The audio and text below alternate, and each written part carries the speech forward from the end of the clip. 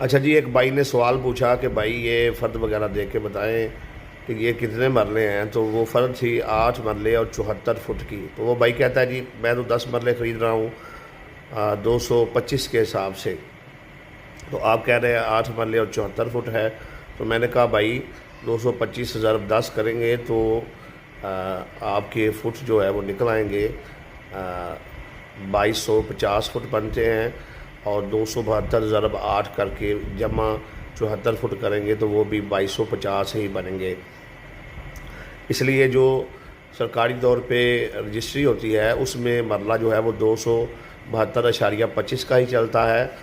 اور یہ جو 225 کا مرلہ ہے، 250 کا مرلہ ہے،